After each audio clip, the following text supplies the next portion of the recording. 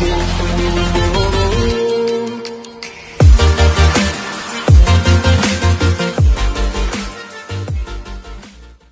Doni.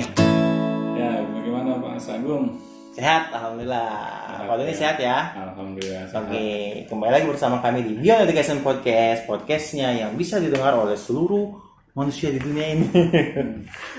Ya, gak nanggung-nanggung nih Pak, mau Indonesia, mau Amerika, kalau bisa ngertiin ke Indonesia sih nggak apa-apa. Iya, kan ada ini Google Translate. Nah, betul. Oke, bagaimana Pak Doni kabarnya siang hari ini Pak? Alhamdulillah baik. Baik, setiap hari kita podcast Pak ya. Ya. Ini menambah energi kita untuk menebar manfaat Ya, terkait harus dong. materi. Iya, nah terkait manfaat nih Pak, banyak orang yang kurang tahu bahwa dirinya itu sebenarnya menjalani kehidupan ini tanpa manfaat. Dan dia itu merasa apapun yang dia lakukan, apapun yang dia pikirkan, itu merasa dia itu sangat bermanfaat, padahal tidak. Contoh misalnya ada orang yang terus-terusan misalnya menghafal sesuatu, gitu kan, menghafal sesuatu, aku bisa menghafal nih, gitu kan, aku hafal ini, tapi sebenarnya hanya hafal saja kurang bermanfaat kan Pak ya? Iya. Betul. Nah seperti itu ada ketika orang yang berpikir seperti itu, nah ketika dia berpikir seperti itu dia tidak sadar bahwa dirinya itu sebenarnya pola berpikirnya itu sudah ke arah sana gitu. Iya, kadang harus kita sadarkan nih bahwa hey, jangan ngapalin mulu, amalin dong ilmunya gitu kan, kadang-kadang kayak gitu kan. Kadang oh iya juga ya, selama ini kita ngapain aja dengan cara berpikir kita gitu. Oke. Kadang-kadang saya juga merasa kayak gitu Pak. Ketika kuliah saya belajar sampai lulus kuliah belajar kan, tapi yang diamalkan tuh kan bukan yang didapat dari kuliah. Atau misalnya ada anak SD, SMP, SMA dia belajar terus di dalam kelas misalnya, tapi belajar itu buat apa sih? Nah jadi pola pikir itu untuk membentuk sebuah manfaat itu tidak ada. Nah jadi permasalahan kayak gitu sih Pak, banyak orang-orang sekarang yang hanya memikirkan pola pikirnya tuh hanya memikirkan atau hanya belajar saja tapi tanpa memberikan manfaat. Nah, di sini sih yang ingin saya bahas sih terkait masalah pola pikirnya, Pak. Oke. Jadi pola pikirnya tuh, jadi setiap orang tuh ternyata pola pikirnya berbeda-beda, Pak ya. Pastinya. Ada yang orang yang senang menebar manfaat, ada yang orang yang tidak senang tidak senang menebar manfaat, misalnya cukup buat diri dia aja. Nah itu sebenarnya pola pikir itu atau mindset itu apa sih, Pak? Ya. Jadi mindset atau pola pikir itu terbentuk dari apa yang kita pelajari, ya, dan bersumber bisa dari mana saja. Apakah itu dari buku yang kita baca, atau dari hal yang kita tonton, ya, atau dari orang-orang di sekitar kita yang memberikan masukan-masukan kepada kita, ya.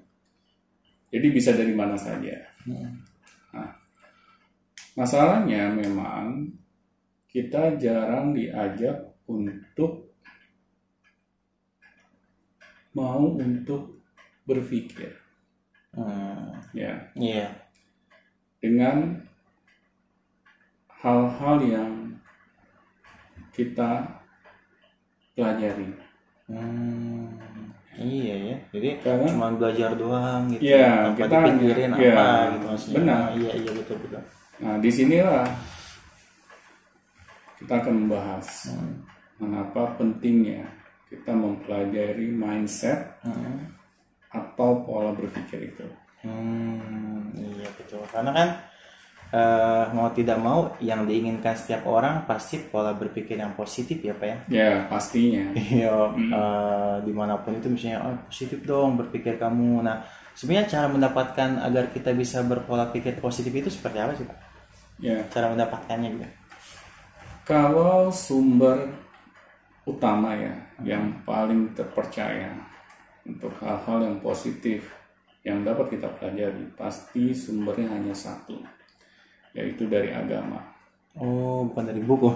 Kenapa? Bukan dari buku dan yang lain. Bukunya ya kitab suci. Ya. Iya. Karena apa? Di dalam agama apapun juga, ya, pasti mengajarkan tentang kebaikan.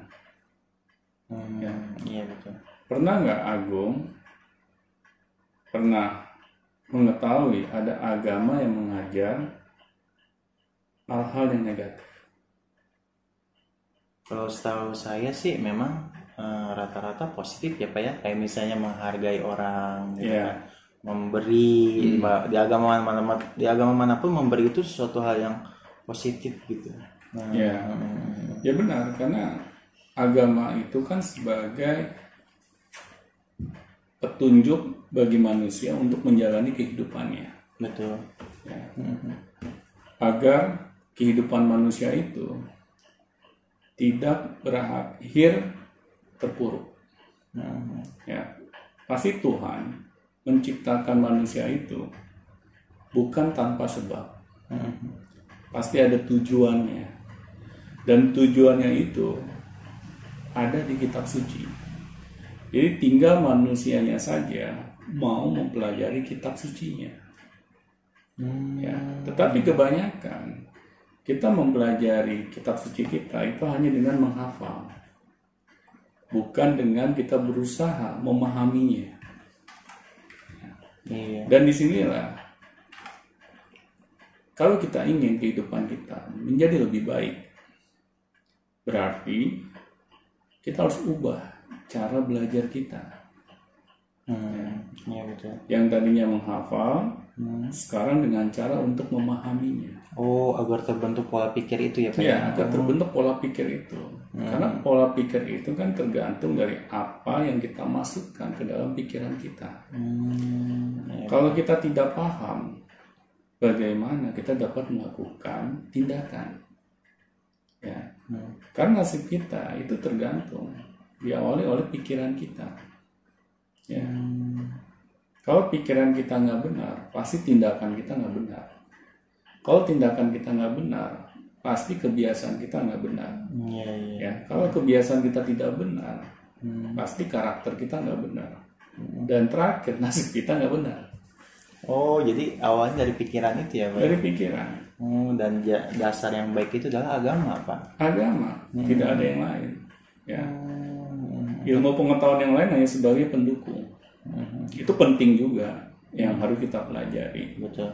Ya, tetapi hal yang pertama kali yang harus dipelajari oleh manusia, ya, di muka bumi ini pastinya agama. Ya. Kalau agamanya benar, insya Allah itu sebagai fondasi utama bagi kehidupan manusia selanjutnya. Oh iya, karena kan pikiran jadi nyambung ke nasib gitu ya Pak, Yeah. menentukan nasib. Oh iya juga. Tapi kalau misalnya seperti ini Pak, kondisinya memang agama ini kan memang sebenarnya agama ini baik ya Pak. Dimanapun tidak ada yang mengajarkan sesuatu yang negatif yang Bapak tadi katakan. Nah, tapi kenapa sih orang yang beragama masih ada yang pola pikirnya negatif gitu? Oke, itu pertanyaan bagus. Iya, kenapa sih ada orang agama gitu kan? Dia itu jas agamanya aja gitu dibaca, atau nggak tahu entah itu dibaca aja atau gimana, tapi nggak sesuai dengan apa yang diinginkan pola pikirnya oleh agama itu. Terkadang seperti itu banyak Pak. Iya. Itu juga terjadi ya terhadap diri saya gitu kan. Saya pernah membaca kisah Nabi kita Muhammad SAW. Ketika saya membaca kisah Nabi, dan saya melihat bahwa kehidupan Nabi itu sangat luar biasa baiknya. Dia adalah seorang suri toladan yang terbaik yang pernah saya lihat di muka bumi ini. Ya, dari bagaimana beliau bertutur kata yang lemah lembut, ya, dan bagaimana beliau bersabar dengan segala hambatan, rintangan, dan masalah di dalam kehidupannya. Dan bagaimana beliau menjadi seorang kepala rumah tangga yang terbaik, menjadi seorang kepala negara yang terbaik, menjadi seorang ulama yang terbaik. Tapi ketika saya compare dengan umatnya saat ini, kok sangat bertolak belakang. Nah, Ya. Kalau kita mempelajari kisah Nabi dan melihat bagaimana Nabi dalam mensiarkan Islam, itu diawali dengan adab. Ya. Oh iya betul. Ya, dengan adab yang beliau memang sudah contohkan sebelumnya. Jadi umatnya itu mudah untuk memahami karena sudah diberikan contoh oleh Nabi langsung. Iya betul. Bagaimana Nabi menjalani kehidupannya sehari-hari. Dan di situ Nabi sudah bisa menasbihkan dirinya sebagai orang yang jujur, orang yang siddiq. Dia langsung mencontohkan Ya. gitu ya. Al-amin ya. Amin ya. Al-amin ya. Betul. Kalau siddiq artinya benar ya. Betul. Oke. Nah, di situ Nabi sudah memberikan hal yang umatnya dapat lihat bahwa agama itu mengajarkan memang kebaikan dan kebaikan itu memang harus diamalkan. Iya. Nah, Nabi tidak langsung di awal mensiarkan Islam itu umatnya disuruh mempelajari hukum-hukum agama. Langsung belajar gitu. Apalin. Karena beliau tahu kalau diawali dengan hanya mempelajari hal-hal yang sifatnya syariat ya. Syariatnya hanya bersifat ini aja apa? Teks-teks saja Ya. hukum gitu kan. Hanya textbook lah seperti itu. Beliau meyakini bahwa umatnya ini tidak akan menjalani kehidupan agama itu ya dengan benar. Nah, di sini Nabi menjalani tugasnya dia sebagai seorang penyiar agama itu memang tidak langsung ujuk-ujuk umatnya ini disuruh hal-hal yang sulit untuk dipahami. Jadi yang gampang dulu gitu ya. Yang mudah dipahami dulu, yang bisa dilihat langsung, ya, yang bisa dirasakan, ya, kebermanfaatannya.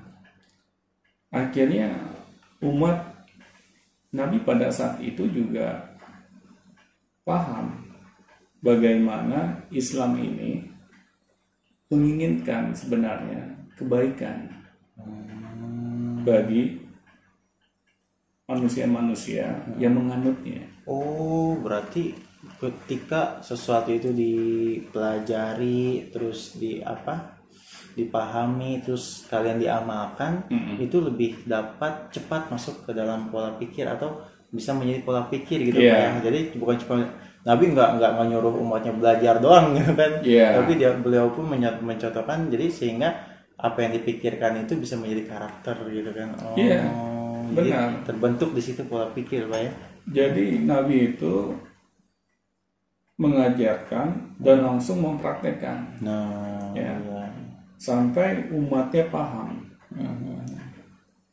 Nah, makanya Tuhan tidak mengirimkan kitab sucinya itu langsung satu buku, tapi bertahap, sedikit tapi diamalkan gitu kan. Tetapi diamalkan. Oleh karena itu mindsetnya atau pola pikir orang-orang yang mempelajarinya itu bukan hanya sekedar tahu, tapi mengamalkan. Berakhir di mengamalkan.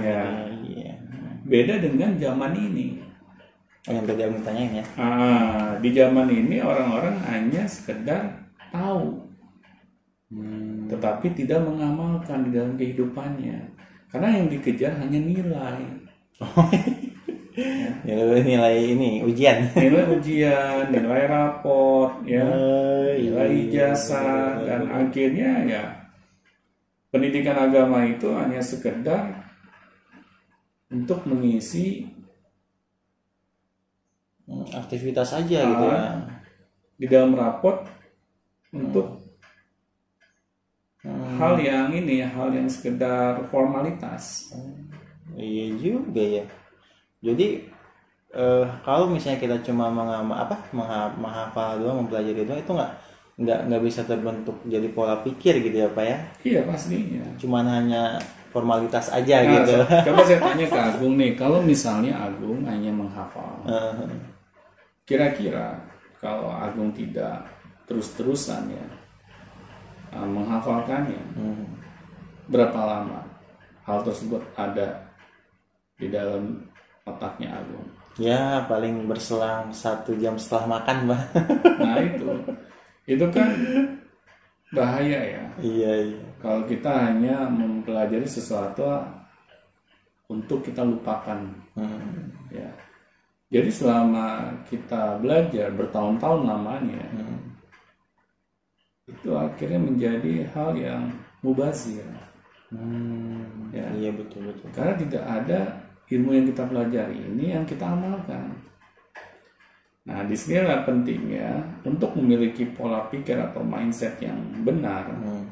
Itu harus diawali dengan hal yang benar yang kita pelajari. Iya Ya, betul. sampai kita paham Dan mengamalkannya. Oh iya. Jadi kalau misalnya gini Pak, kalau misalnya kita kan itu berbicara terkait bagaimana cara membentuk pola mindset yang ini ya, yang efektif ya. Bukan hanya sekedar mempelajari tapi juga mengamalkan, jadi nancep gitu di otak kita tuh gitu ya, tidak hanya sekedar biasa. Tapi gimana nih Pak masalah ketika ada orang tua atau misalnya orang dewasa yang ingin menanamkan mindset bagus kepada anaknya, apakah harus seperti itu juga atau gimana Pak? Ya harus. Kita tidak dapat hanya memberitahukan anak, nah ini loh yang benar. Iya tuh, ya kayak gitu tuh. Ya. Yang nggak boleh ini, yang boleh ini gitu kan ya. Tapi kita tidak mempraktekkan. Ya. Misalnya, nak, kamu jangan berbohong, jangan suka berbohong. Tapi kita hanya sendiri suka berbohong. Ya. Kan jadinya sulit. Iya. Kita ingin anak benar, tapi kita hanya sendiri tidak benar. Iya. Karena anak juga jangan dianggap selalu mereka ini tidak bisa berpikir. Ya. Anak sejak usia sedini mungkin, ya, kita ambil contoh anak balita lah, dia sudah bisa melihat dan merasakan dan berpikir apa yang ada di sekelilingnya mereka. Ya. Nah, di sini orang tua itu harus hati-hati.